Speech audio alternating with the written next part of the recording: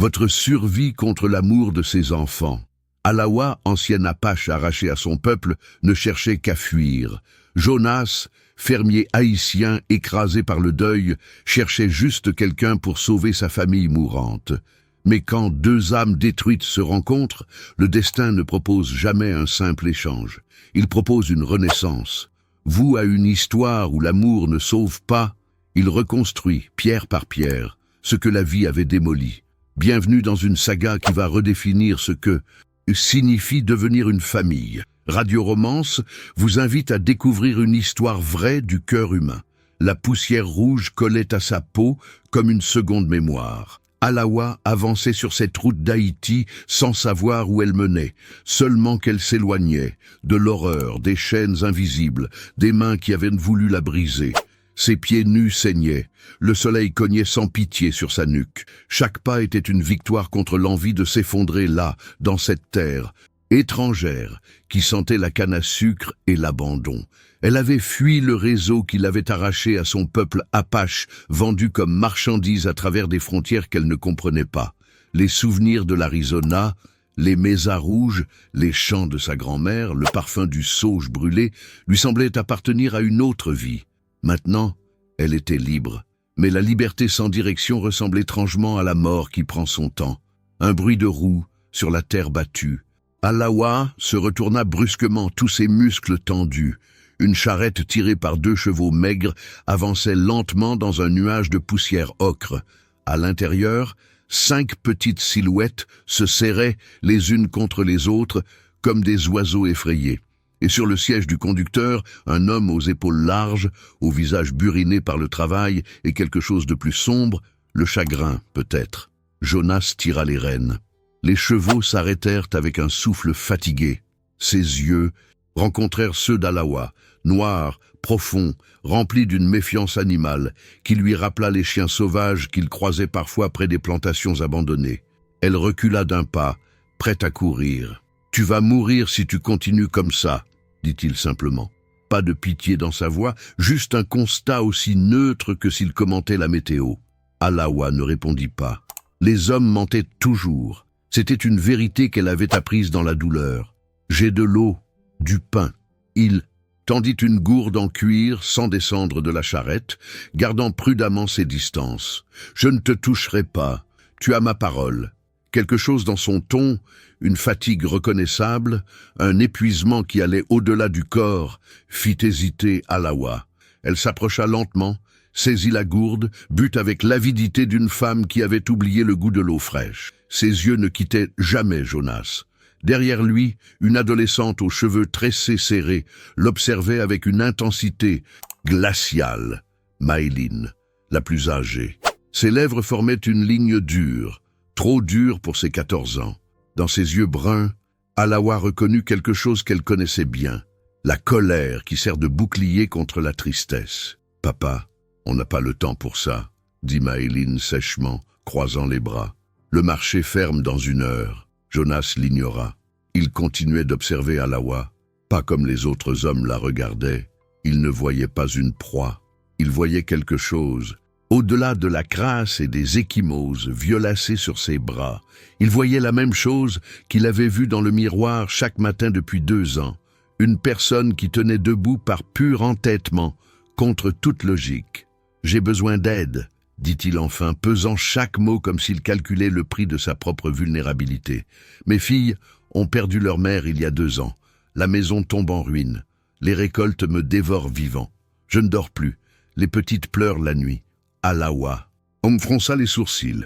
Où voulait-il en venir? Était-ce un piège déguisé en confession? Je peux te donner un toit, de la nourriture, la sécurité. Il marqua une pause, regardant brièvement ses filles avant de revenir à elle. En échange, tu t'occupes d'elles. Tu leur apprends à redevenir des enfants, à sourire, à ne plus avoir peur. Le silence s'étira, dense comme la chaleur de midi. Même les oiseaux semblaient retenir leur souffle. « Pourquoi moi ?» La voix d'Alawa était rouillée, éraillée, comme si elle n'avait pas parlé depuis des semaines. « Tu ne me connais pas, justement. » Jonas soutint son regard sans ciller. « Parce que tu es encore debout, parce que tu marches sur cette route alors que ton corps te supplie de t'arrêter. » Il inspira profondément. Et parce que celles qui sont encore debout comprennent ce que coûte la chute. C'était une proposition insensée. Un contrat passé entre deux naufragés au milieu de nulle part, sans témoin, sans garantie. Mais Alawa n'avait pas d'autre option visible. Survivre, c'était parfois accepter l'aide de l'inconnu en espérant qu'il ne soit pas un nouveau bourreau. Elle hocha la tête, une fois, sèchement, sans sourire. Jonas lui tendit la main pour l'aider à monter. Elle hésita. Chaque fibre de son être hurlait de ne jamais, jamais faire confiance à un homme qui offrait son aide. Mais la fatigue était plus forte que la méfiance. Elle grimpa à l'arrière de la charrette, s'asseyant sur le bois rugueux avec les « Oh petite !» 4 paires d'yeux curieux la dévisageaient. Mireia, 8 ans, aux joues rondes et aux nattes ornées de rubans usés. Élise, 6 ans, qui serrait contre elle une poupée de chiffon sans visage. Anouk, 4 ans, le pouce dans la bouche, qui l'observait avec la franchise brutale des tout-petits. Et Noélie, 2 ans à peine, qui tendait déjà ses petits bras potelés vers elle, en babillant quelque chose d'incompréhensible. Puis il y avait Maëline, assise raide à l'avant près de son père, eux qui ne se retournaient pas. Son dos était un mur de refus. La charrette se remit en marche dans un grincement familier de bois et de métal. Le soleil commençait à descendre, peignant le ciel en traînées oranges et violettes. Alawa ferma les yeux un instant, sentant le mouvement la bercer doucement. « Tu ne vas pas durer !» murmura Maëline sans se retourner, juste assez fort pour qu'Alawa entende par-dessus le bruit des roues. « Aucune femme ne dure ici. Ma mère non plus n'a pas duré. » Le venin. Dans sa voix était celui d'une fille qui avait déjà enterré trop d'espoir. Alawa ouvrit les yeux et fixa la nuque de l'adolescente. Elle ne répondit pas. Pas encore. Les mots n'avaient jamais été son arme de prédilection. Mais quelque chose en elle, quelque chose que le trafic, la violence, l'exil n'avaient pas réussi à tuer, se réveilla. Elle ne partirait pas. Pas cette fois. La ferme apparut au détour du chemin comme une promesse fatiguée. Une maison en bois aux volets écaillés. Un tôle rouillé qui avait connu des jours meilleurs. Une galerie affaissée où traînaient des jouets cassés et des outils oubliés. Tout autour, des champs de manioc et de maïs s'étendaient sous le ciel qui virait au mauve. L'air sentait la terre humide et le feu de bois. Jonas arrêta la charrette. « Voilà, ce n'est pas grand-chose, mais c'est chez nous. » Alawa descendit lentement, ses pieds touchant enfin un sol qui ressemblait à une destination. Les petites filles sautèrent avec l'énergie, retrouver des enfants qui rentrent chez eux. Même Maëline daigna descendre, bien qu'elle évita soigneusement de croiser le regard d'Alawa. L'intérieur de la maison confirmait ce que l'extérieur promettait, le désordre d'une vie sans mère, des assiettes sales empilées dans un évier en pierre, du linge qui débordait d'un panier en osier, une table couverte de miettes et de papier froissé, mais aussi des détails qui serrèrent la gorge d'Alawa, des dessins d'enfants punaisés au mur, une chaise, un trop petite près de la fenêtre, des chaussures minuscules alignées près de la porte. C'était une maison qui avait connu l'amour et qui essayait de ne pas l'oublier. Les petites dorment dans la chambre du fond, Maëline à la sienne. Jonas posa un sac de provisions sur la table. « Toi, tu dormiras dans l'ancienne chambre d'amis. Ce n'est pas luxueux, mais le lit est propre. » Alawa hocha la tête, observant tout avec l'attention d'un animal qui évalue un nouveau territoire. « Les règles sont simples, » continua Jonas en allumant une lampe à pétrole qui chassa les ombres naissantes. « Tu t'occupes des petites le matin, le réveil, le petit déjeuner, la toilette. L'après-midi, tu les surveilles pendant que je travaille au champ. Le soir, tu prépares le repas. » Il la regarda droit dans les yeux. « Je ne te demande pas d'être leur mère, juste d'être présente, de ne pas partir. » Ces derniers mots résonnèrent étrangement, comme si partir était le vrai crime, pire que tout le reste. « Et si elles ne veulent pas de moi ?» demanda Alawa, pensant au regard de Maëline. « Alors tu restes quand même. » La voix de Jonas était ferme mais pas cruelle. « Parce que ce dont elles ont besoin n'est pas toujours ce qu'elles veulent. » Avant qu'Alawa puisse répondre, une petite tornade prénommée Noélie se jeta contre ses jambes en riant. Puis Anouk apparut, tenant un livre d'images déchiré. « Tu lis ?» Quelque chose se brisa doucement dans la poitrine d'Alawa. « quelque chose qu'elle croyait mort depuis longtemps. Les premiers jours furent une chorégraphie d'adaptation. Alawa réapprenait les gestes de la vie domestique, cuisiner sur un feu de bois, laver le linge à la main dans une bassine en métal, tresser des cheveux rebelles. Les petites tournaient autour d'elle comme des planètes hésitantes, attirées mais méfiantes. Mireya lui demandait de lui raconter des histoires. Élise lui montrait ses dessins. Anouk s'endormait contre elle pendant la sieste. Noélie la suivait partout, en dos. Babillant Lawa, Lawa, incapable de prononcer son nom complet. Mais Maëline restait un mur de glace. Elle mangeait en silence, répondait par monosyllabes, disparaissait dès qu'elle le pouvait dans sa chambre ou au champ avec son père. Même était une présence étrange, proche mais distant. Il remerciait Alawa pour les repas, complimentait la propreté de la maison, mais ne s'attardait jamais, comme s'il avait peur que rester trop longtemps près d'elle révèle quelque chose qu'il préférait, garder enfoui. Un soir, alors qu'Alawa lavait les assiettes, elle remarqua un petit objet sur l'étagère, un collier de perles turquoises qu'elle avait réussi à garder malgré tout. C'était tout ce qui lui restait de son ancienne vie. Elle l'avait posé là comme une prière silencieuse à ses ancêtres. Le lendemain, il avait disparu. Alawa fouilla partout, sous les meubles, dans les tiroirs, derrière les étagères. Rien. Son cœur battait de plus en plus fort, pas à cause de la valeur de l'objet, mais de ce qu'il représentait, la dernière preuve qu'elle avait existé avant. Elle trouva Maëline dans le jardin, assise sous le manguier, un livre sur les genoux. « Mon collier, où est-il » Maëline leva les yeux, et dans son regard, il n'y avait aucune culpabilité, juste du défi pur. « Je ne sais pas de quoi tu parles. Maëline, s'il te plaît, c'est tout ce qu'il me reste. Comme c'est triste. » La voix de l'adolescente dégoulinait de sarcasme. « Peut-être que tu devrais partir, retourner. D'où tu viens?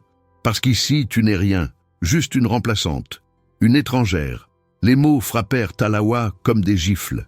Mais ce qui fit le plus mal, c'était la vérité qui se cachait derrière. Elle était une remplaçante, une solution temporaire, pas une vraie mère, pas une vraie famille.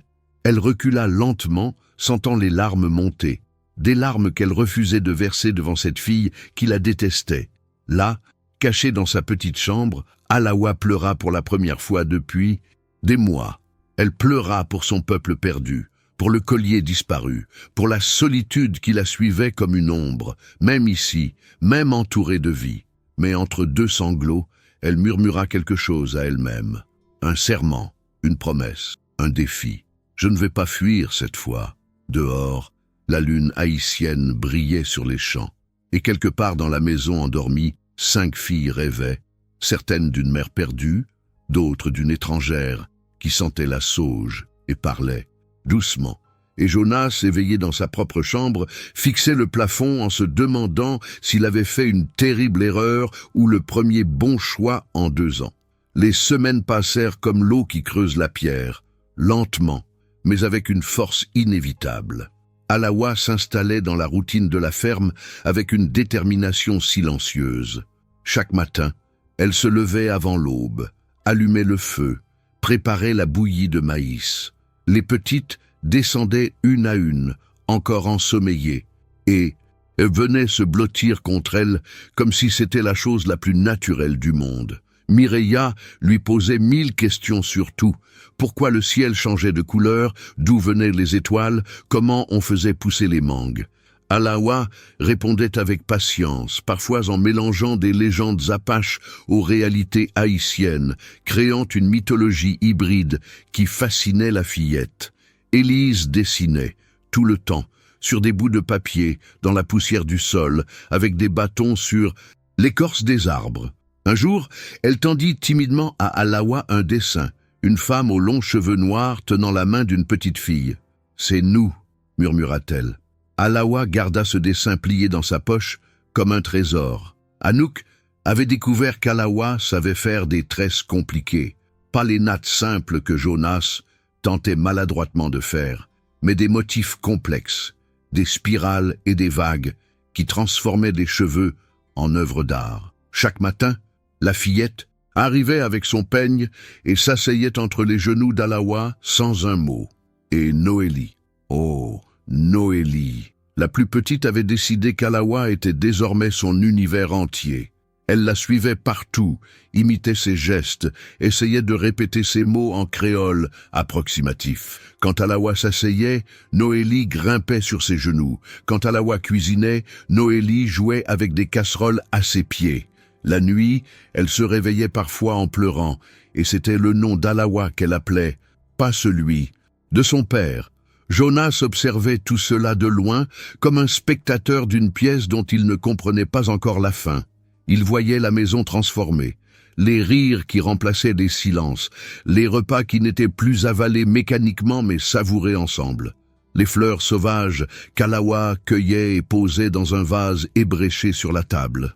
Un soir, en rentrant des champs couverts de poussière et de sueur, il trouva Alawa en train de chanter, une mélodie étrange, gutturale, hypnotique. Les filles étaient assises en cercle autour d'elle, captivées. C'était un chant apache, une berceuse que sa grand-mère lui avait apprise.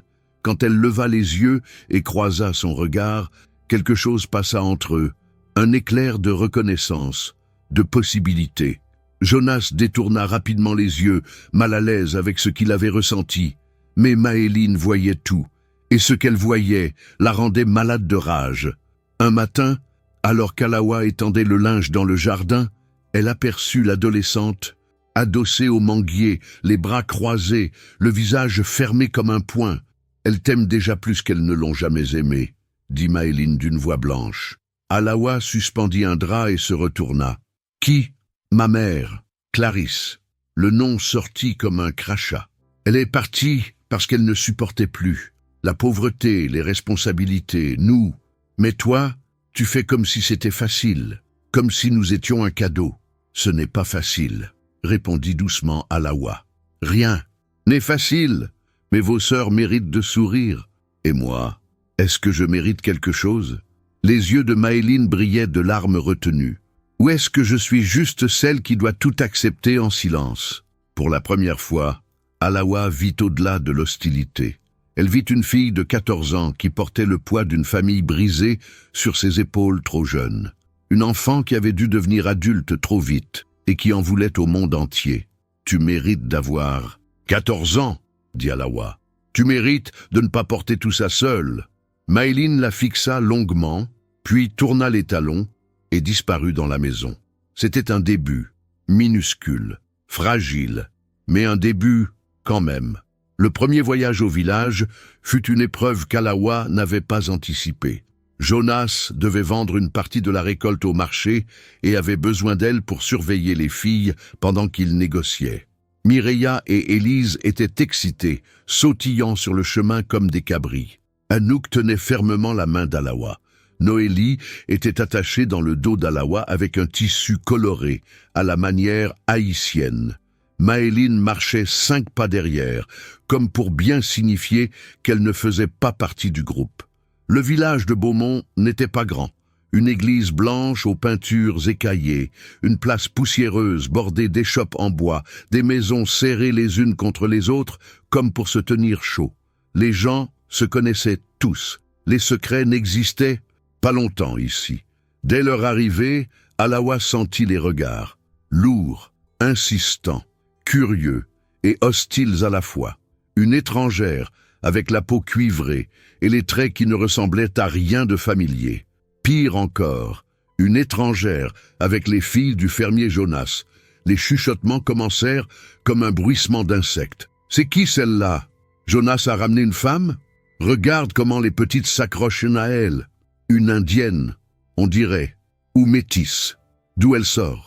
Jonas fit semblant de ne rien entendre et se dirigea vers les acheteurs. Alawa resta avec les filles près d'une fontaine, essayant d'ignorer les regards qui lui brûlaient la peau. C'est alors qu'elle apparut. Madame Belle-Rose, la cinquantaine triomphante, vêtue d'une robe jaune qui criait son statut social. Un chapeau ridicule perché sur des cheveux lissés à l'huile de palme. Elle était la femme du notaire, la reine auto-proclamée des commérages, celle dont l'opinion pouvait faire ou défaire une réputation. Elle s'approcha d'Alawa avec un sourire qui ne montait pas jusqu'aux yeux. « Bonjour, ma chère. » Son ton était sucré comme du sirop empoisonné. « Je ne crois pas que nous nous soyons rencontrés. Je suis Madame Belle-Rose. Alawa. Alawa. Quel nom! Exotique. » Le mot était prononcé comme une maladie. « Et vous êtes? Quoi exactement? » La nouvelle domestique de Jonas. Les petites se rapprochèrent instinctivement d'Alawa. Même Maëline, restée à distance, leva les yeux, attentive. « Je m'occupe de ces filles. » Ah! Madame Belle-Rose inclina la tête, son sourire s'élargissant. Comme c'est moderne. Un homme seul qui engage une étrangère pour élever ses enfants. J'imagine que les jeunes veuves du village ne sont pas assez bien pour lui. Entendu était clair comme de l'eau de source. Alawa sentit la colère monter, mais la retint. Elle avait appris à choisir ses batailles. Les filles vont bien, c'est tout ce qui compte. Bien sûr, madame. Belle-Rose se pencha légèrement, comme pour partager un secret. Mais vous comprenez, n'est-ce pas, que les gens parlent?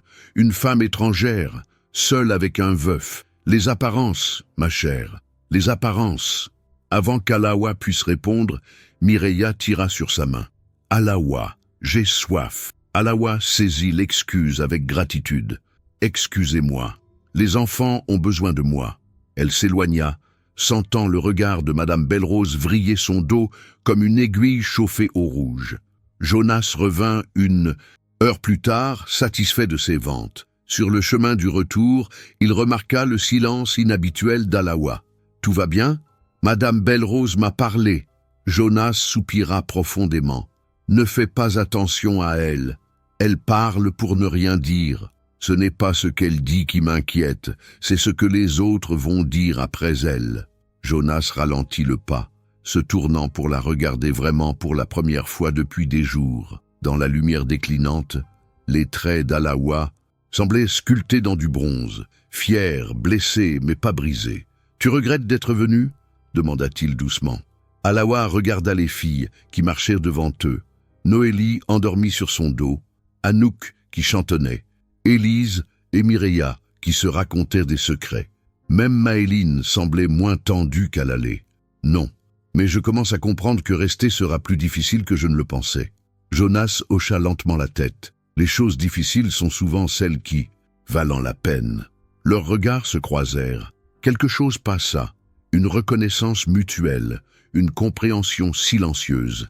Puis Jonas détourna les yeux le premier, mal à l'aise avec l'intimité du moment. Là, dans le salon éclairé par une seule lampe, Madame Belle-Rose racontait à ses amis venus prendre le thé. Jonas a installé une étrangère dans sa maison, une indienne, apparemment. Vous imaginez, avec ses pauvres petites filles innocentes. Et vous savez ce que ça veut dire? Elle baissa la voix dramatiquement. Un homme seul, une femme sans attache. Je ne dis rien, mais je dis tout. Le venin se répandait déjà, lent et sûr, dans les veines du village. La nuit tombait différemment maintenant, moins lourde, moins silencieuse. Après le dîner, les filles restaient à table plus longtemps, réclamant des histoires, des devinettes, des chansons. Alawa découvrait qu'elle aimait ces moments, l'intimité simple d'une famille qui existe sans effort, juste pour le plaisir d'être ensemble. Là, Mireya demanda la question qui planait depuis des semaines. « Alawa, pourquoi tu parles bizarrement parfois ?»« Mireya !» Jonas fronça les sourcils depuis sa chaise près du feu. « On ne dit pas ça. »« Non, ça va. » Alawa posa sa main sur l'épaule de la fillette. « C'est parce que le créole n'est pas ma langue maternelle. Je viens d'un peuple appelé Apache, très loin d'ici. » Les yeux de Mireya s'écarquillèrent. « Comme les Indiens dans les livres. » « Oui, mais nous n'étions pas dans les livres, nous étions réels. » Alawa regarda le feu, les flammes dansant dans ses yeux noirs. « Mon peuple vivait dans les déserts et les montagnes de l'Arizona. Nous avions nos propres lois, nos propres chants, nos propres dieux. »« Et pourquoi tu es parti ?» demanda Élise, serrant sa poupée contre elle. Le silence s'épaissit. Même Maëline, qui prétendait lire dans un coin, leva les yeux. « Je n'ai pas choisi de partir, » dit doucement Alawa. « On m'a prise. Des hommes mauvais qui volaient des gens pour les vendre. Ils m'ont emmené loin de ma famille, loin de ma terre. » Anouk glissa de sa chaise et vint se blottir contre Alawa. Comme quand maman est partie, le cœur d'Alawa se serra. Pas exactement. Mais oui, dans un sens, les deux font mal. Jonas était figé, les mains crispées sur les accoudoirs de sa chaise. Il ne s'attendait pas à cette conversation. Pas maintenant. Pas comme ça. Tu as été esclave? La voix de Maëline était tranchante, mais pour une fois, pas hostile, juste choquée, quelque chose comme ça. Alawa choisissait ses mots avec soin. Les petites ne devaient pas tout savoir, pas les détails, pas les horreurs. Mais je me suis échappé, j'ai marché pendant des jours, et puis votre père m'a trouvé sur cette route. Et il t'a sauvé, murmura Mireia, les yeux brillants, comme un héros. Jonas secoua la tête embarrassé. Je n'ai rien fait d'héroïque. J'avais besoin d'aide. Elle avait besoin d'un toit. C'était juste, pratique. Tu m'as sauvé quand même si ce n'était pas ton intention. Leurs yeux se rencontrèrent à travers la pièce, enfumée. Quelque chose bougea dans l'air entre eux. Quelque chose de chaud, de dangereux, de tentant. Jonas détourna brusquement le regard. Les filles, au lit. Il est tard. Les protestations fusèrent, mais Jonas resta ferme. Une à une, les petites montèrent, Alawa les accompagnant pour les border. Seule Maëline resta en bas, fixant son père avec une intensité troublante. « Quoi » demanda Jonas mal à l'aise. « Tu la regardes différemment, dit Maëline. Pas une accusation, juste une observation. Je ne vois pas de quoi tu parles. Si, tu la regardes comme... » Elle chercha ses mots. Comme papa regardait maman avant qu'elle devienne triste tout le temps. Jonas sentit sa gorge se serrer. « Va te coucher, Maëline. Elle aussi te regarde, tu sais. » La voix de Maëline se brisa légèrement. « Et j'ai peur. Peur de quoi? Que si tu commences... À l'aimer, tu nous oublies, comme maman nous a oubliés quand elle est partie. » Jonas traversa la pièce et prit sa fille par les épaules. « Écoute-moi bien, je ne vous oublierai jamais. Jamais. Vous êtes mon sang, ma chair, ma raison de respirer. Personne ne passera jamais avant vous. » Maëline le fixa longuement, cherchant le mensonge dans ses yeux. Puis elle hocha la tête et monta les escaliers, le dos raide. Jonas resta seul dans le salon, le feu crépitant devant lui. Il entendit Alawa redescendre doucement, s'arrêtant en haut des marches en le voyant. « Elles dorment, dit-elle. « Bien. » Le silence s'installa, pesant, chargé. Jonas. Alawa descendit quelques marches. Ce que Maëline a dit tout à l'heure, à propos de sa mère. Clarisse. Le nom sortit comme un poids qu'on recrache. Elle est partie il y a 2 ans. Un matin, elle a fait ses valises et elle est partie. Sans explication, sans adieu, juste un mot sur la table. Je ne peux plus. Où est-elle maintenant? À Port-au-Prince, je suppose, avec un homme qu'elle avait rencontré au marché, un commerçant. Jonas rit amèrement. Quelqu'un qui pouvait lui offrir plus que de la terre et des enfants. Les filles la voient? Jamais. Elle n'a jamais demandé. Et j'ai décidé que tant qu'elle ne le demandait pas, je ne forcerais rien. Il se tourna vers Alawa. C'était peut-être une erreur. Maëline pense que toutes les femmes finissent par partir. C'est pour ça qu'elle me déteste. Elle ne te déteste pas. Jonas soupira. Elle a peur de t'aimer. Parce que si elle t'aime et que tu pars, ça fera 2 fois. Et 2 fois, c'est plus qu'un cœur de 14 ans peut supporter.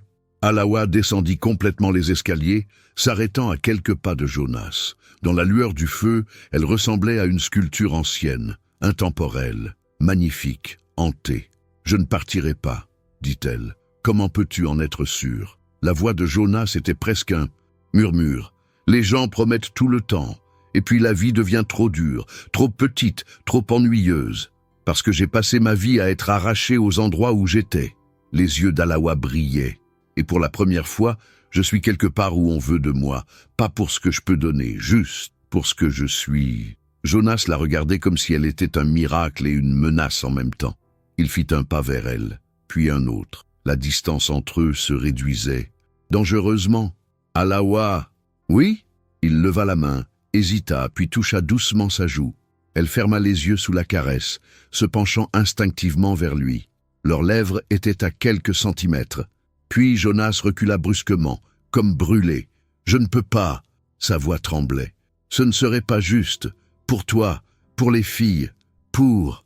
Pour qui, Jonas ?»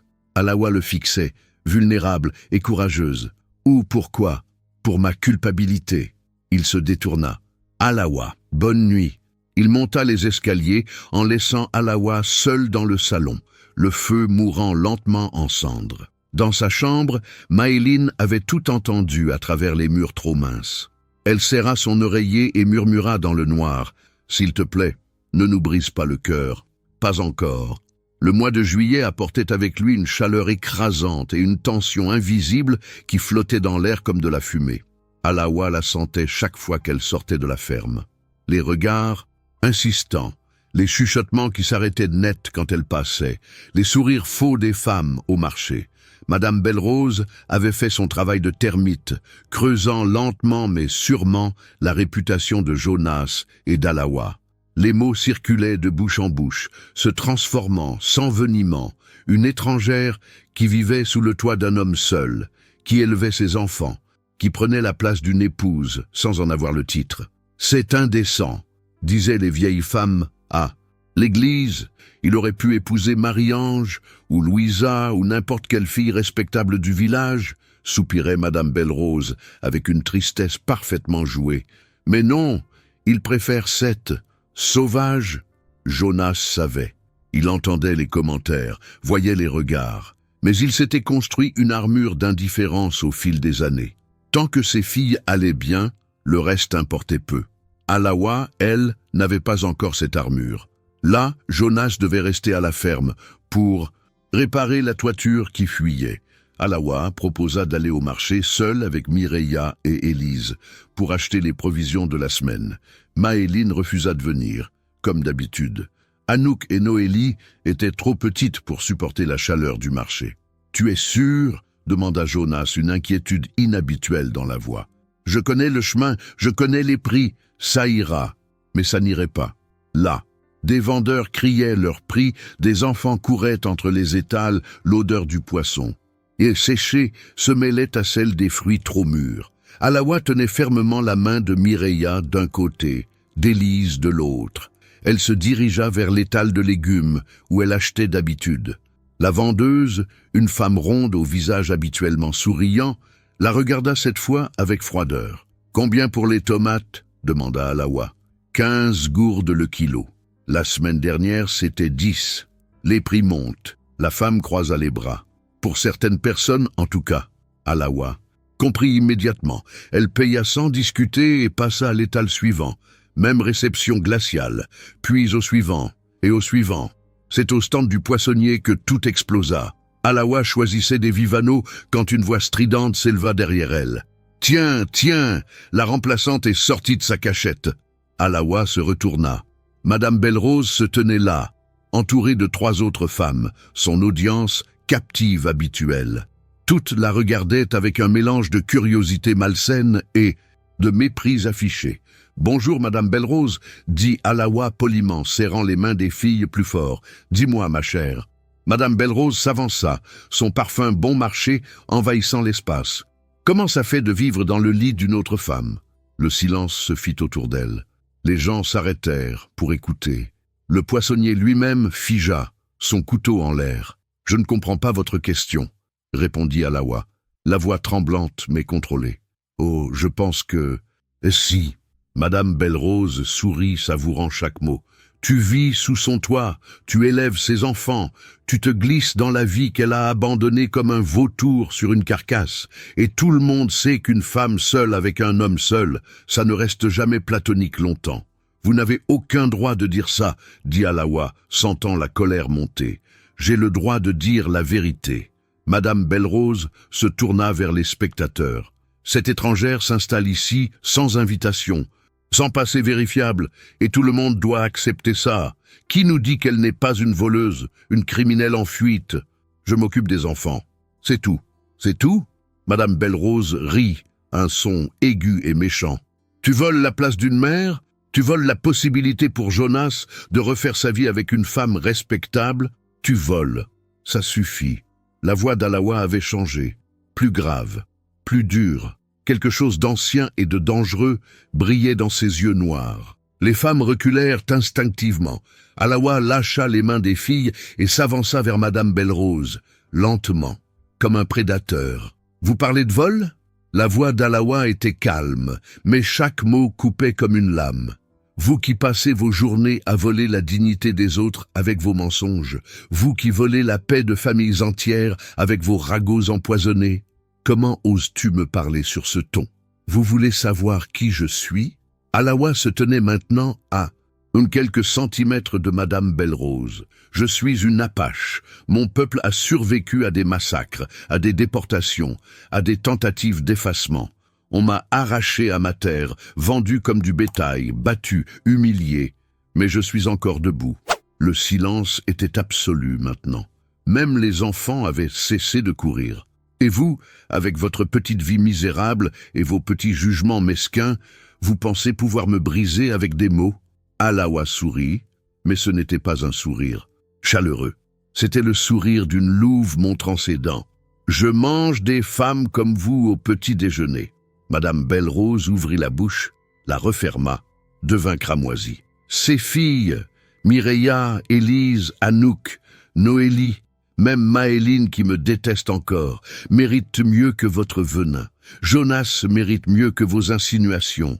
Et moi, Alawa pencha la tête. Je me fiche de ce que vous pensez, parce que votre opinion ne nourrit personne, ne console aucun enfant qui pleure, ne répare aucune famille brisée. Tour prit les mains des filles qui la regardaient avec des yeux immenses et commença à s'éloigner. « Tu vas le regretter !» cria Madame Belle-Rose dans son dos, la voix tremblante de rage. « Je m'assurerai que toute cette ville sache quel genre de femme tu es. » Alawa s'arrêta, se retourna une dernière fois. « Allez-y, dites-leur que je suis une femme qui protège ceux qu'elle aime. Dites-leur que je suis une femme qui ne se laisse pas intimider. Et surtout, dites-leur que je reste. » Elle partit, laissant derrière elle un marché stupéfait et une Madame Belle-Rose humiliée pour la première fois de sa vie. Dans la foule, quelqu'un commença à applaudir, puis un autre, puis plusieurs. Pas tout le monde. Beaucoup restaient figés, choqués ou désapprouvants. Mais assez pour que le message soit clair. Alawa n'était pas seule. Sur le chemin du retour, Mireya leva les yeux vers elle. « Alawa, oui, tu étais incroyable. » Les yeux de la fillette brillaient d'admiration. Comme une guerrière, Alawa sourit, un vrai sourire cette fois. « Je suis une guerrière, ma belle. J'avais juste oublié pendant un moment. » Quand elles arrivèrent à la ferme, Maëline était assise sur la galerie. Elle avait entendu des bribes de l'histoire à travers le village. Les nouvelles voyageaient vite. Pour la première fois depuis des semaines, elle regarda Alawa directement dans les yeux. Et quelque chose dans son regard avait changé. Ce n'était pas encore de l'amour, pas encore de la confiance complète, mais c'était du respect. « J'ai entendu ce qui s'est passé, » dit-elle doucement.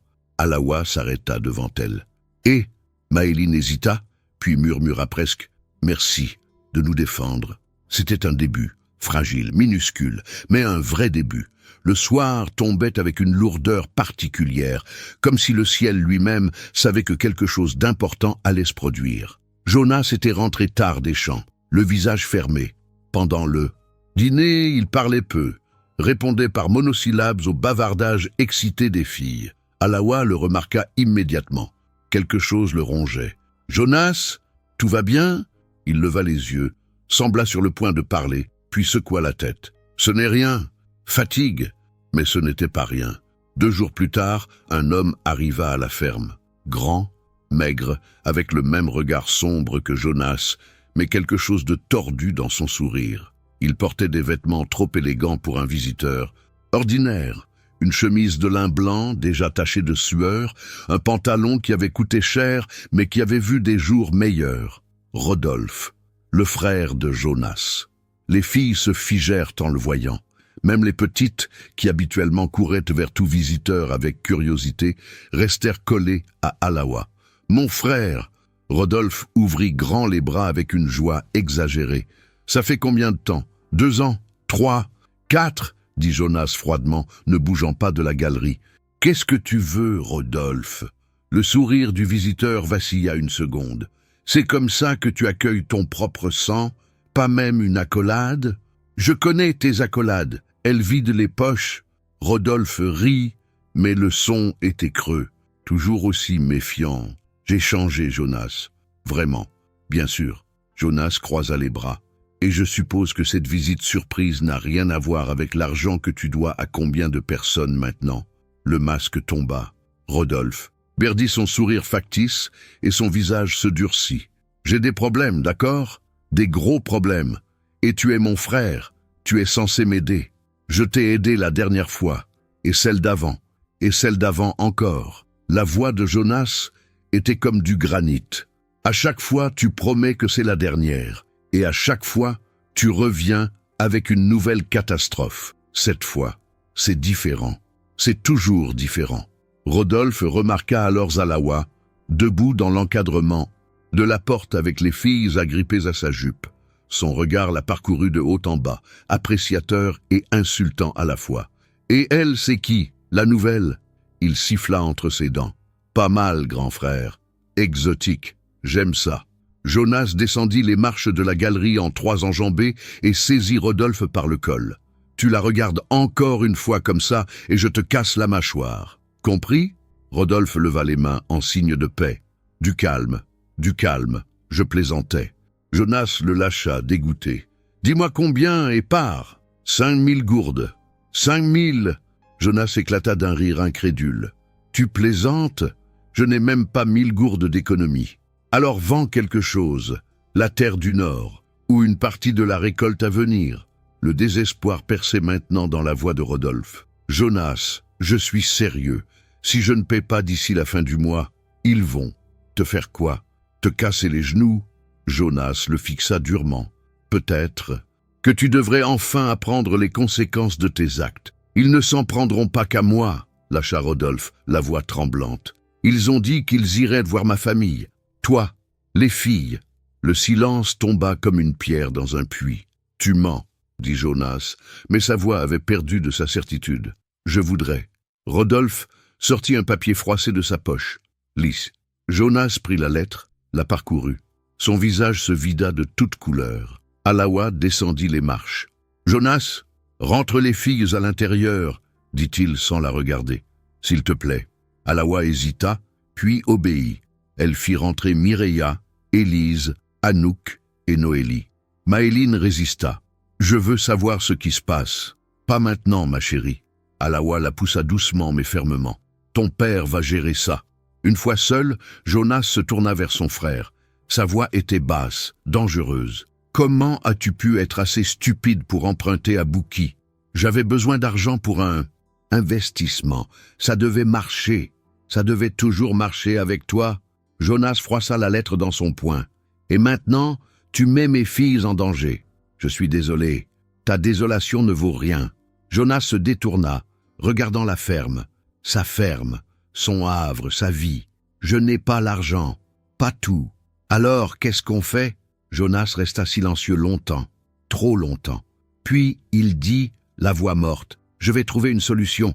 Mais après ça, Rodolphe, tu n'es plus mon frère. Tu comprends? Tu disparais de nos vies, pour toujours. » Rodolphe hocha la tête, les larmes aux yeux. « Je comprends. Maintenant, va-t'en. » Rodolphe partit dans la nuit tombante, laissant Jonas seul sur la galerie avec le poids d'une nouvelle catastrophe sur les épaules. Alawa sortit doucement. Elle ne dit rien, se contenta de se tenir près de lui. « Ça fait combien de fois que l'univers me teste ?» murmura Jonas. « Combien de fois je dois prouver que je peux tenir ?»« Tu n'es pas seul, » dit Alawa doucement. Jonas la regarda enfin. Dans la lumière déclinante, elle ressemblait à quelque chose de sacré, une force tranquille, une présence qui ne fuyait pas devant la tempête. « Tu ne signes pas pour ça, pour mes problèmes, pour les dettes de mon frère imbécile.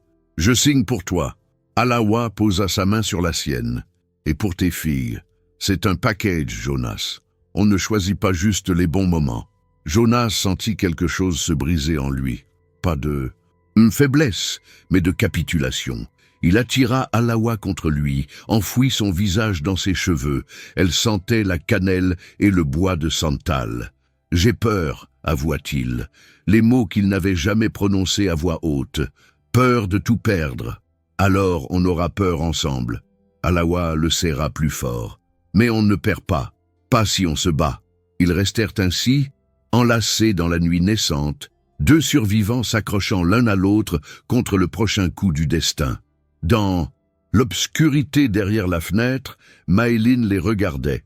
Et pour la première fois, elle ne ressentit pas de colère, juste une tristesse immense, parce qu'elle voyait ce qui allait arriver. Son père était en train de tomber amoureux, et l'amour, dans son expérience, ne sauvait jamais personne. Il détruisait juste plus lentement. 3 semaines après la visite de Rodolphe, Jonas avait réussi l'impossible.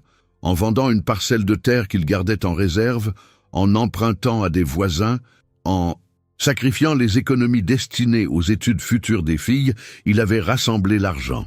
Rodolphe était parti avec son dû, laissant derrière lui une promesse creuse de ne plus jamais revenir. La ferme retrouvait lentement son équilibre. Les filles riaient à nouveau. Jonas dormait mieux même si les cernes sous ses yeux trahissaient encore l'épuisement. Et Alawa était devenue indispensable, pas seulement pour les tâches ménagères ou la garde des enfants, mais comme présence, comme encre, comme quelque chose qui ressemblait dangereusement à l'amour. Même avait cessé de lui lancer des regards hostiles. Elle ne l'appelait pas maman, pas encore, peut-être jamais, mais elle ne l'appelait plus l'étrangère non plus. Un progrès microscopique qui valait tout l'or du monde. Ce dimanche matin, Alawa préparait le petit déjeuner quand un bruit de voiture se fit entendre, rare dans cette partie du pays où la plupart se déplaçaient à pied ou en charrette. Les filles coururent à la fenêtre. « C'est une belle voiture !» s'exclama Mireia. « Qui ça peut être ?» Jonas fronça les sourcils. Il n'attendait en personne. La voiture, une berline noire poussiéreuse mais manifestement chère, s'arrêta devant la maison. La portière s'ouvrit et elle en descendit. Clarisse. Le temps se figea. Alawa vit Jonas blanchir. Sa tasse de café tremblait dans sa main avant qu'il ne la pose brutalement. Elle vit Maëline se pétrifier complètement, son visage devenant un masque de pierre. Les petites, elles, ne comprenaient pas encore. Clarisse avait changé. Elle portait une robe élégante, des chaussures à talons, des bijoux discrets mais coûteux. Ses cheveux étaient coiffés avec soin. Elle avait l'air d'une femme qui avait réussi, ou du moins qui voulait le faire croire. Elle s'approcha de la galerie avec hésitation, un sourire nerveux aux lèvres. « Bonjour » dit-elle doucement. Personne ne répondit. Jonas, sa voix se brisa légèrement. « Je peux te parler ?»« Non. » La réponse de Jonas fut instantanée, définitive. « S'il te plaît, 5 minutes. Tu as perdu le droit de me demander quoi que ce soit il y a 2 ans. » Jonas se leva, imposant dans sa colère contenue. « Pars, je viens pour les filles. » Le silence qui suivit était assourdissant. Même les oiseaux semblaient avoir cessé de chanter. Mireia fut la première à réagir. « Maman ?» Clarisse se tourna vers elle, les larmes aux yeux. « Oui, ma chérie, c'est maman. Tu te souviens de moi ?» Mireia recula instinctivement, se collant contre Alawa. Élise fit de même. Anouk suça son pouce plus fort. Noélie, trop petite pour se souvenir, se mit à pleurer sans savoir pourquoi. « Qu'est-ce que tu veux dire par « tu viens pour les filles » La voix de Jonas était dangereusement basse. Clarisse inspira profondément, rassemblant son courage. « Je veux qu'elles viennent vivre avec moi. J'ai une maison maintenant, à Port-au-Prince, de l'espace, de l'argent, de bonnes écoles. Je peux leur offrir un avenir. » Un avenir ? Jonas descendit les marches, chaque mot martelé comme un clou. Tu les as abandonnés. Tu es parti comme une voleuse dans la nuit. Et maintenant tu veux un avenir ? J'étais malade, Jonas. Clarisse éleva la voix pour la première fois. Déprimée, dépassée. Je ne supportais plus cette vie de misère. J'avais besoin de partir pour ne pas. Pour ne pas quoi ? Les tuer. Toi-même. Jonas était maintenant face à elle, tremblant de rage. Tu crois que ça excuse ? Ou quelque chose ? Tu crois qu'on peut juste revenir après 2 ans et récupérer ses enfants comme des bagages laissés à la consigne ? Ce sont mes filles. Non. La voix venait de la galerie. Maëline s'était levée, pâle mais déterminée. On n'est plus tes filles. On l'était peut-être avant, mais plus maintenant. Clarisse porta la main à son cœur. Maëline, ma chérie, ne m'appelle pas comme ça. La voix de l'adolescente était froide comme la glace. Tu n'as pas le droit. Tu es parti. Tu nous as laissé pleurer chaque nuit pendant des mois. Mireia faisait des cauchemars. Élise a arrêté de dessiner pendant 6 mois. Anouk ne parlait plus. Et Noélie, Noélie ne se souvient même pas de toi. C'est justement pour ça que je dois réparer. Clarisse s'avança suppliante. Je vais mieux maintenant. J'ai suivi une thérapie. J'ai trouvé la stabilité. Je peux être la mère que vous méritez. On a déjà une mère, dit doucement Mireya, serrant la main d'Alawa. Clarisse tourna alors vers Alawa, la voyant vraiment pour la première fois. Son visage se durcit. Et c'est qui, elle? La remplaçante? Attention! La voix de Jonas était un grondement. Fais très attention à ce que tu vas dire. Mais Clarisse était lancée, la jalousie et la culpabilité se mélangeant en un cocktail toxique. Tu l'as remplacée si vite? Tu as mis une inconnue dans mon lit, dans ma maison, avec mes filles? Ta maison? Jonas rit, un rire sans joie. Tu as abandonné? Et cette maison? Tu as abandonné ce lit, tu as abandonné tout. Alawa n'a rien volé, elle a juste ramassé les morceaux que tu as laissés derrière toi. Alawa restait silencieuse, tenant Noélie qui pleurait contre son épaule. Elle savait que ce n'était pas son combat. Pas encore. Clarisse sortit alors une enveloppe de son sac. « Je ne suis pas venu pour discuter. Je suis venu pour vous informer. Mon avocat va déposer une demande de garde. J'ai des droits. La loi est de mon côté. » La loi? Jonas arracha l'enveloppe de ses mains. « Tu parles de loi? Et qu'est-ce que la loi dit sur l'abandon d'enfants mineurs? Je n'ai pas abandonné. J'ai eu une absence temporaire, pour raison médicale. » Clarisse redressa les épaules, retrouvant un peu de son aplomb. « Et maintenant que je suis guérie, je veux récupérer ma famille. Elles ne sont pas des objets qu'on récupère. » La voix de Jonas résonna dans tout le jardin. « Ce sont des êtres humains qui ont souffert, qui ont appris à survivre sans toi, qui ont construit une nouvelle vie. » « Une vie avec une étrangère ?» Clarisse désigna Alawa avec mépris. « Une femme dont tu ne sais rien? Qui vient de nulle part? Au moins moi, je suis leur vraie mère. » Maëline descendit alors les marches et se plaça entre son père et Clarisse. « Si tu étais vraiment notre mère, tu saurais qu'on ne veut pas de toi. » Sa voix tremblait mais ne flancha pas. « Si tu étais vraiment notre mère, tu nous aurais appelés, écrit, donné un signe. De vie, n'importe quoi. Mais tu n'as rien fait pendant 2 ans, rien. J'avais peur que vous me détestiez. Et tu avais raison. » Maëline croisa les bras. « Mais au moins, maintenant, tu le sais. » Clarisse recula comme giflée. Ses yeux brillaient de larmes, mais quelque chose de dur s'était installé dans son regard. « Très bien.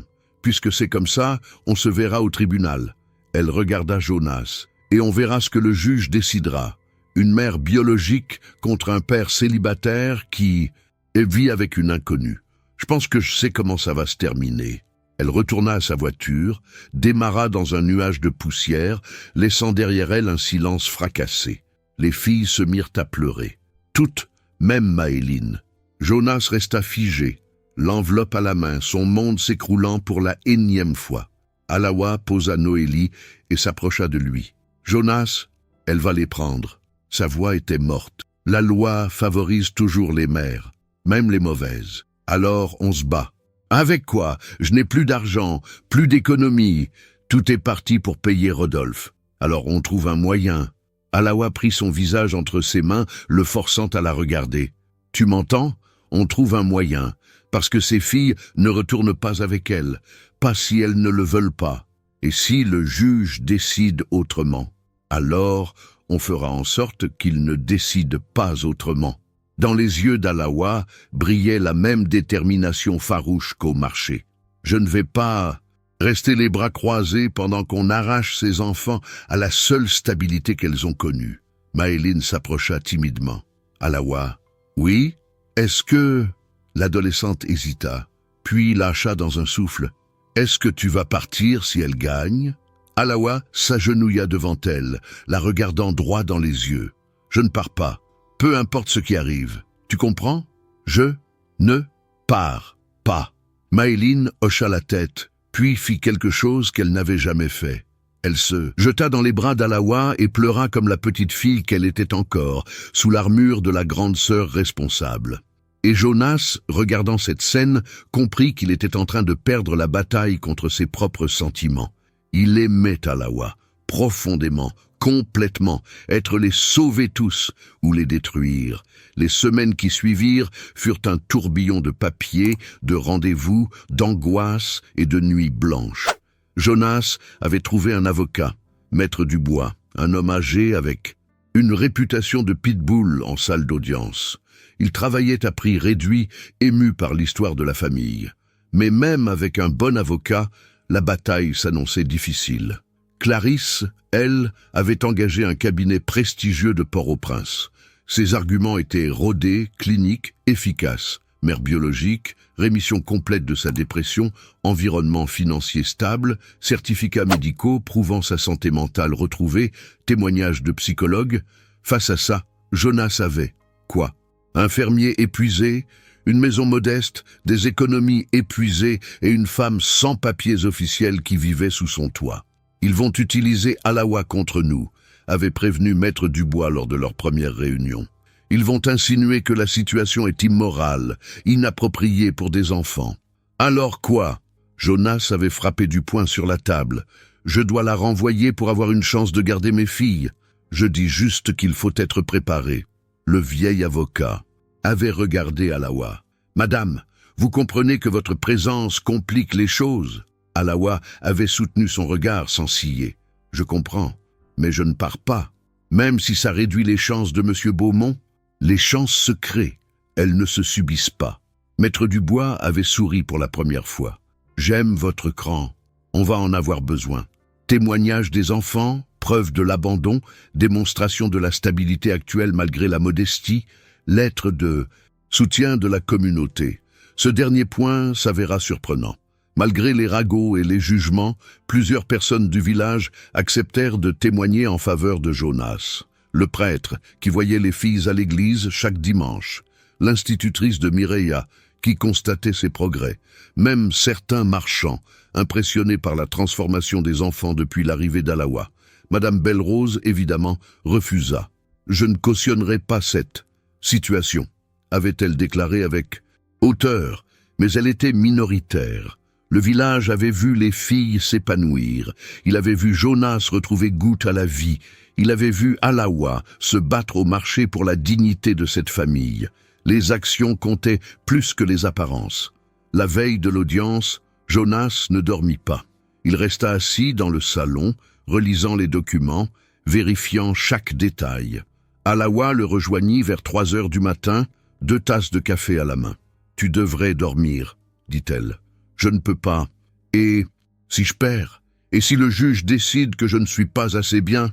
Alors on fera appel, et encore appel, jusqu'à ce qu'on gagne. » Alawa s'assit près de lui. « Jonas, regarde-moi. » Il leva les yeux, épuisé, terrifié. « Tu es un bon père, le meilleur que ces filles pouvaient avoir. Tu as tenu debout quand tout s'effondrait. Tu as demandé de l'aide quand tu ne pouvais plus porter seule. Tu as créé un foyer où elles se sentent aimées. » Elle prit sa main. « Aucun juge sensé ne peut ignorer ça. Et toi ?» Jonas serra ses doigts. « Tu es prête à être jugée demain, à ce qu'ils disent des choses horribles sur toi? J'ai survécu à pire que des mots. » Alawa sourit tristement. « Des mots, je peux encaisser. » Alawa. Jonas hésita puis se lança. « Si on gagne, quand on gagne, je veux. » « Quoi? Je veux que tu restes, pas comme employé, pas comme aide temporaire. » Il la regarda intensément. Comme partie de nous. Pour de... vrai. Le cœur d'Alawa bondit dans sa poitrine. « Jonas, qu'est-ce que tu es en train de dire? » « Je suis en train de dire que je t'aime. » Les mots sortirent enfin, libérés après des mois de répression. « Je t'aime, et je veux construire une vraie famille avec toi. Si tu veux de nous, si on ne te fait pas trop peur. » Alawa sentit les larmes monter. Des larmes de joie, pour une fois. « Vous me faites peur, » admit-elle en riant à travers ses pleurs. « Vous me terrifiez même, parce que je n'ai jamais eu de famille, jamais eu de maison où je pouvais vraiment rester. Et maintenant que je l'ai, l'idée de la perdre. On ne va pas la perdre. » Jonas l'attira contre lui. « On va se battre, et on va gagner. » Ils s'embrassèrent enfin. Pas un baiser hésitant ou interrompu, mais un vrai baiser, profond, désespéré, rempli de tous les mots qu'ils n'avaient pas encore prononcés. Dans l'escalier, invisible dans l'ombre, Maëline regardait. et cette fois, elle sourit. Être que l'amour pouvait sauver, finalement. Le jour de l'audience arriva comme un verdict en soi. Le tribunal de Beaumont n'était pas grand. Une salle aux murs délavés, des bancs en bois inconfortables, un ventilateur qui grinçait au plafond. Mais l'atmosphère était électrique. D'un côté, Clarisse avec ses avocats en costume impeccable. De l'autre, Jonas avec Maître Dubois et son attaché-case usé. Alawa était là aussi, assise au fond avec les filles. Le juge avait accepté qu'elles assistent, étant donné leur âge et l'importance de leur témoignage potentiel. Le juge Moreau était un homme dans la soixantaine, au regard fatigué mais perçant. Il avait vu défiler des centaines de cas de garde. Il savait reconnaître les mensonges, les manipulations, mais aussi les vraies souffrances. L'avocat de Clarisse commença. Brillant, persuasif, il dressa le portrait d'une mère repentante, guérie, prête à offrir le meilleur avenir possible à ses filles. Il présenta certificats médicaux, preuves de revenus, photos de la belle maison de Port-au-Prince. Madame Beaumont a fait une erreur, conclut-il, mais elle l'a reconnue, elle s'est soignée, et maintenant elle veut rectifier cette erreur en offrant à ses enfants l'amour maternel et les opportunités qu'elle mérite. Puis vint le tour de Maître Dubois. Le vieil avocat se leva lentement, ajusta ses lunettes et regarda le juge. « Votre honneur, mon client ne nie pas que Madame Beaumont soit la mère biologique de ses enfants. La génétique est indiscutable. » Il marqua une pause. « Mais être mère, ce n'est pas une question de biologie. C'est une question de présence, de sacrifice, d'amour constant, même quand c'est difficile. Surtout quand c'est difficile. » Il se tourna vers Clarisse. « Madame Beaumont est partie, volontairement, sans un regard en arrière. Pendant 2 ans, elle n'a pas appelé une seule fois, pas envoyé une seule lettre, pas demandé une seule photo. »« J'étais malade, » protesta Clarisse. « La maladie explique, mais n'excuse pas tout. » Maître Dubois ouvrit son dossier. Monsieur Beaumont était aussi épuisé, aussi déprimé, mais lui est resté. Parce que c'est ça, être parent. On reste. Maëline. L'adolescente s'avança, tremblante, mais déterminée. Elle prêta serment, s'assit. Maëline, peux-tu nous dire comment tu te sentais quand ta mère est partie? Brisée. Sa voix était à peine audible. Je pensais que c'était de ma faute, que si j'avais été meilleure, elle serait restée. Et maintenant? Maintenant, je sais que ce n'était pas de ma faute, que les adultes font des choix et qu'elle a choisi de partir. Tu veux vivre avec elle? Maëline regarda Clarisse pour la première fois. Non, je veux rester avec mon père et avec Alawa. L'avocat de Clarisse bondit. Objection, cette Alawa n'a aucun statut légal dans cette famille. Elle a le statut que nous lui donnons, répliqua Maëline avec force. Elle est là tous les matins, tous les soirs, quand on pleure, quand on rit. Elle nous aide avec nos devoirs, elle soigne nos blessures, elle nous écoute. Ses yeux brillaient de larmes. C'est ça, une mère. Pas un titre, pas un certificat. C'est être là. Le silence dans la salle était total. Mireya témoigna ensuite, puis Élise qui dessina pour le juge 2 dessins. Un de leur vie avant Alawa, une maison sombre, des visages tristes. Un de leur vie maintenant, des couleurs partout, des sourires. Le juge étudia longuement les dessins. Puis vint le moment décisif. L'avocat de Clarisse appela Alawa à la barre. Elle s'avança, calme extérieurement, tempête intérieure. « Madame », l'avocat consulta ses notes. « Pardonnez-moi, je n'ai pas votre nom de famille. Alawa suffit. »« Bien, Alawa. Pouvez-vous expliquer votre situation avec Monsieur Beaumont? Je m'occupe de ses filles en échange du gîte et du couvert. » Juste ça? Le ton était insinuant. Juste ça. Alawa ne s'ya pas. Vous partagez sa maison. Vous vivez sous son toit. Vous élevez ses enfants. C'est un arrangement plutôt. Intime, non? Objection. Maître Dubois se leva. Insinuation sans fondement. Retenue. Le juge regarda l'avocat sévèrement. Soyez plus précis ou passez à autre chose. L'avocat changea de tactique. Vous n'avez pas de papier d'identité haïtien, n'est-ce pas? Non. Vous êtes donc en situation irrégulière? Je suis en situation de survie, corrigea Alawa. Nuance. Quelques rires étouffés dans la « Pensez-vous vraiment être un modèle approprié pour ces enfants? Une femme sans statut légal, sans passé vérifiable, qui s'installe dans une famille en crise ?» Alawa se pencha en avant. « Je pense que je suis exactement ce dont ces enfants avaient besoin. Quelqu'un qui sait ce que c'est de perdre tout, quelqu'un qui comprend la valeur d'une seconde chance, quelqu'un qui ne part pas quand ça devient difficile. Mais vous pourriez partir demain. Rien ne vous retient légalement ici. Vous avez raison. » Alawa sourit doucement.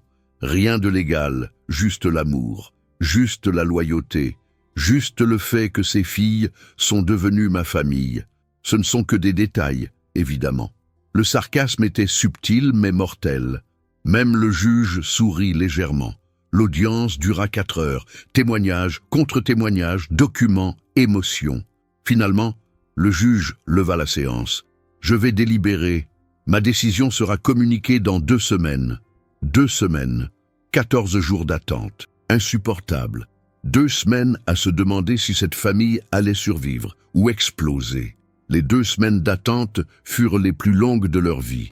Chaque jour s'étirait comme du caramel fondu, collant aux heures qui refusaient de passer.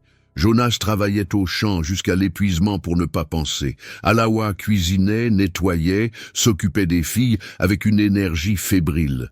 Les enfants, elles, sentaient la tension et devenaient soit trop calmes, soit trop agités.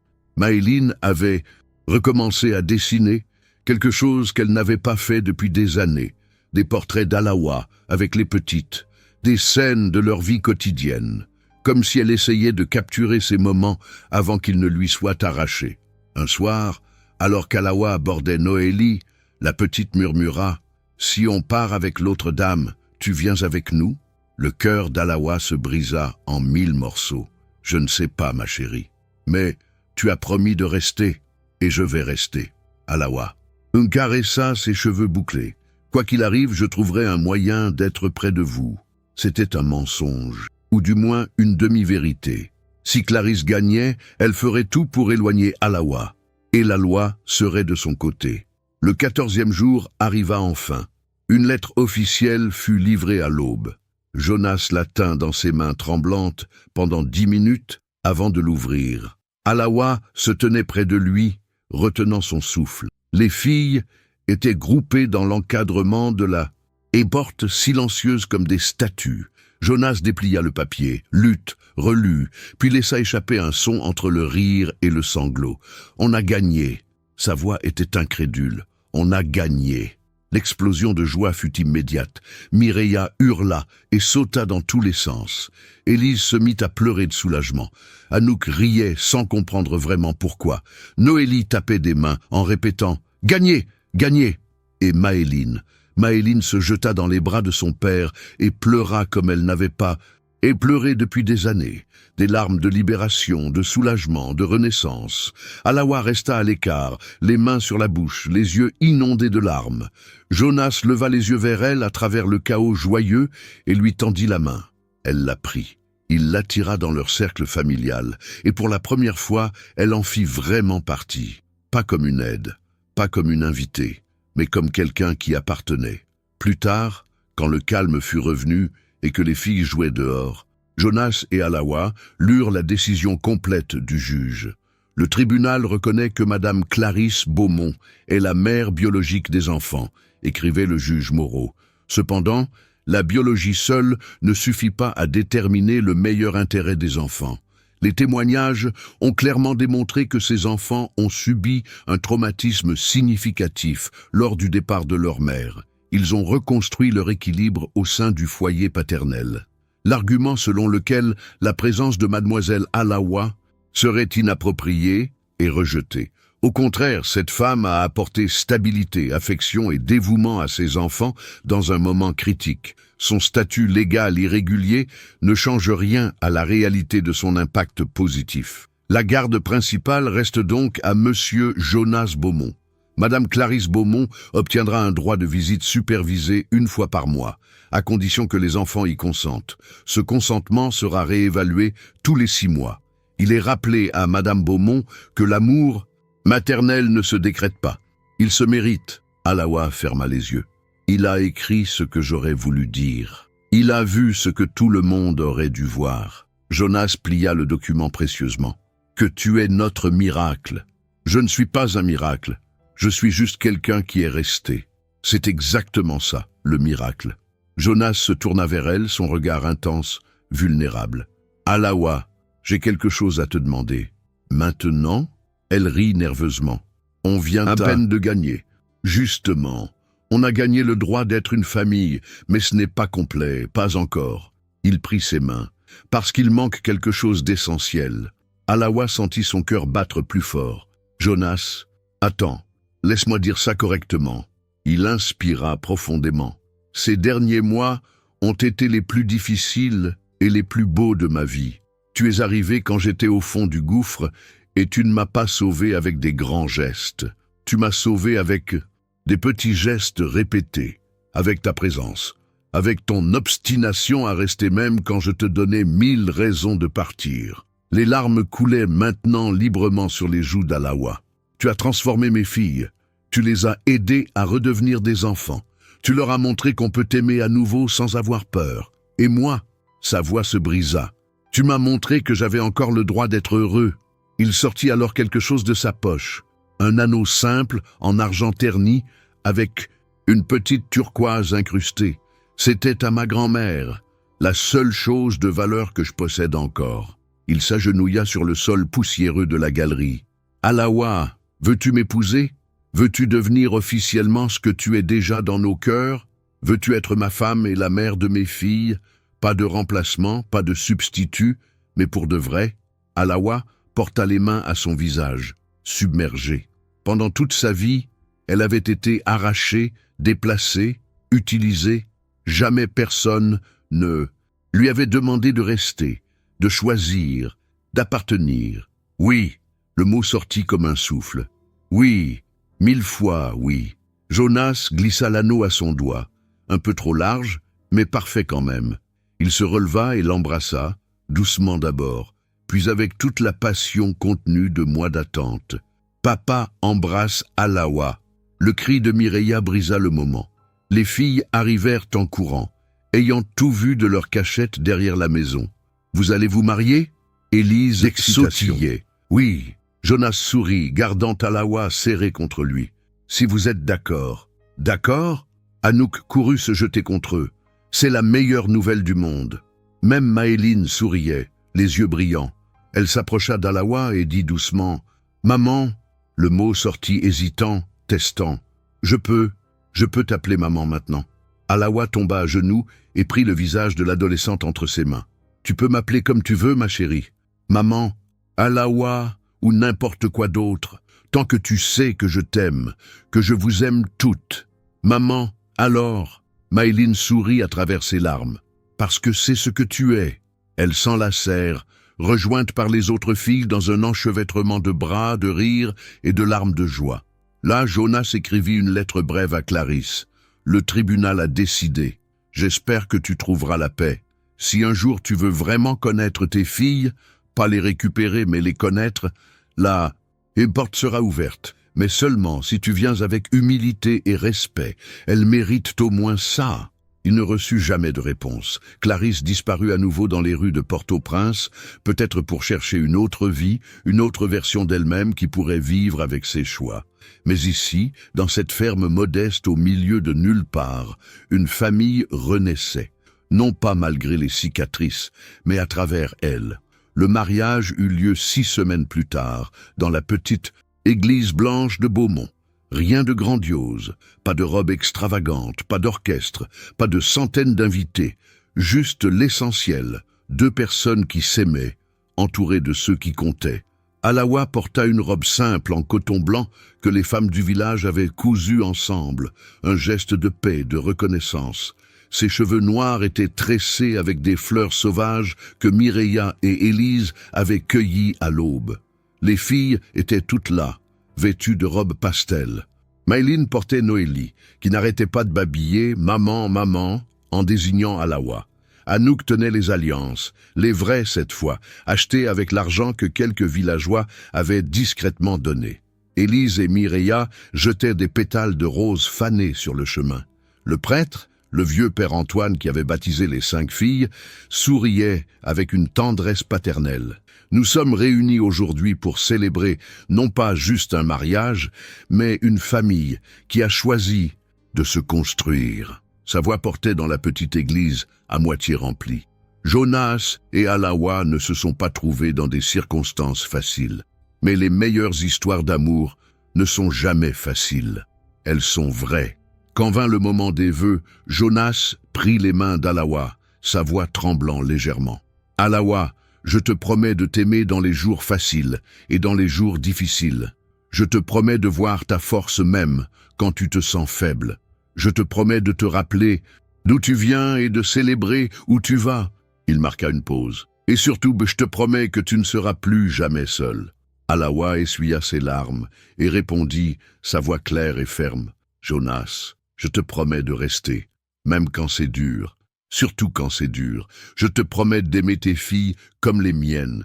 Je te promets de construire avec toi quelque chose qui durera. Pas juste une maison, mais un foyer, un endroit où tout le monde peut guérir. Vous pouvez échanger les alliances. » Jonas glissa l'anneau au doigt d'Alawa, celui avec la turquoise, maintenant ajusté à sa taille. Alawa fit de même, ses mains tremblant légèrement. « Par les pouvoirs qui me sont conférés, je vous déclare mari et femme. » Le père Antoine sourit largement. « Vous pouvez embrasser la mariée. » Jonas n'eut pas besoin qu'on le lui dise 2 fois. Il attira Alawa contre lui et l'embrassa sous les applaudissements et les cris de joie des filles et des villageois présents. Même Madame Belle-Rose, assise au dernier rang avec une expression pincée, applaudit finalement. À contre-cœur, mais elle applaudit quand même. La réception fut simple. Une grande table sous les manguiers, de la nourriture préparée collectivement, de la musique jouée par un groupe local avec des tambours et une guitare désaccordée. Mais la joie était authentique, débordante, contagieuse. Les filles dansèrent jusqu'à l'épuisement. Jonas dansa avec Alawa, puis avec chacune de ses filles. Alawa dansa avec Maïline, qui pleura un peu mais sourit beaucoup. « Merci », murmura l'adolescente, « pour être restée, pour ne pas nous abandonner. Merci de m'avoir laissé rester, » répondit Alawa. « Tu aurais pu me rendre la vie impossible. » « J'ai essayé. » Maïline rit à travers ses larmes. « Tu étais juste trop têtue, une qualité que j'ai apprise de toi. » Elles rirent ensemble, et c'était un son magnifique.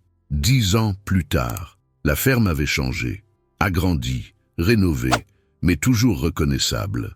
Un nouveau toit, des volets repeints, un jardin potager prospère, une balançoire sous le manguier où autrefois Maëline s'asseyait seule. Maintenant, c'était un petit garçon de 4 ans qui se balançait, riant aux éclats. Elliot, le fils de Jonas et Alawa, né 2 ans après leur mariage. Il avait les yeux noirs de sa mère et le sourire de son père. « Plus haut, maman, plus haut !» Alawa, maintenant dans la trentaine, ses cheveux striés de quelques fils d'argent, poussa la balançoire en souriant. Elle portait une robe simple, des sandales usées, mais quelque chose rayonnait en elle, une paix profonde, une appartenance. « Attention à ne pas tomber. »« Je tombe jamais !» protesta Elliot. « C'est ce qu'ils disent tous avant de tomber. » Une voix familière. Maëline arrivait avec un sac, maintenant jeune femme de 24 ans. Elle étudiait le droit à Port-au-Prince, mais revenait chaque week-end. « Maëline !» Elliot sauta de la balançoire et courut vers sa grande sœur. « Salut, petit monstre !» Elle le souleva facilement. « Tu as grandi depuis la semaine dernière. C'est parce que je mange beaucoup. Ça, je n'en doute pas. » Alawa embrassa Maëline. « Comment vont les études ?»« Épuisantes, mais j'adore. » Maëline sourit. « Je pense me spécialiser en droit de la famille. Je me demande bien pourquoi. Mystère total. » Maëline rit. Elles entrèrent dans la maison où Jonas préparait le dîner. Une routine inversée qu'ils avaient adoptée naturellement. Mireia était là aussi, en visite avec son fiancé, un jeune enseignant qu'elle avait rencontré à l'université. Élise avait envoyé un nouveau tableau. Elle était devenue artiste exposante à Port-au-Prince. Anouk travaillait à l'hôpital comme infirmière. Noélie, maintenant 12 ans, faisait ses devoirs dans le salon, la langue tirée en signe de concentration. Noélie va mettre la table, dit Jonas, sans lever les yeux de ses casseroles. Papa, j'ai un devoir de maths, et j'ai un dîner qui... et brûle. On gère des priorités. Noélie soupira dramatiquement, mais obéit, souriant quand même. Là, autour de la table élargie pour accueillir tout le monde, ils mangèrent, rirent, se taquinèrent. Elliot raconta une histoire incompréhensible qui fit rire tout le monde. Mireia parla de ses projets de mariage. Jonas se plaignit de ses genoux qui craquaient. Alawa distribua des secondes portions avec générosité. Plus tard, quand les filles furent parties se coucher, Jonas et Alawa restèrent seuls sur la galerie, regardant les étoiles. « Tu te souviens du jour où je t'ai trouvé ?» demanda Jonas doucement. Chaque jour, Alawa posa sa tête sur son épaule. « Je pensais que j'allais mourir sur cette route. Et maintenant je sais que c'est ce jour-là que j'ai vraiment commencé à vivre. » Jonas l'embrassa sur le front. « J'ai une théorie. » Laquelle ? Le destin ne met pas les gens ensemble par hasard. Il met ensemble ceux qui peuvent se guérir mutuellement. Philosophe maintenant ? Alawa sourit. Juste un homme chanceux. À l'intérieur, ils entendaient Elliot appeler. Maman, papa, j'arrive pas à dormir. J'y vais, dit Alawa en se levant. Elle entra dans la chambre de leur fils, s'assit sur le lit. Qu'est-ce qui ne va pas, mon cœur ? J'ai pensé à quelque chose. Quoi ? Tu viens d'où vraiment ? Ses grands yeux noirs la fixaient avec curiosité. Mireia dit que tu viens d'un endroit avec des montagnes rouges et des cactus géants. Alawa sourit tristement. C'est vrai, je viens d'un endroit très loin d'ici, d'un peuple appelé les Apaches. C'est quoi un Apache ? Des guerriers, des survivants, des gens qui ne se rendent jamais. Et tu es une Apache ? Je le serai toujours. Alawa caressa ses cheveux. Mais je suis aussi autre chose maintenant. Quoi ? Une maman, une épouse, une haïtienne. Beaucoup de choses à la fois. Elliot réfléchit à ça. C'est cool d'être beaucoup de choses. Très cool. Alawa l'embrassa sur le front. Maintenant, dors. Demain, je te raconterai des histoires de mon peuple. Promis ? Promis ?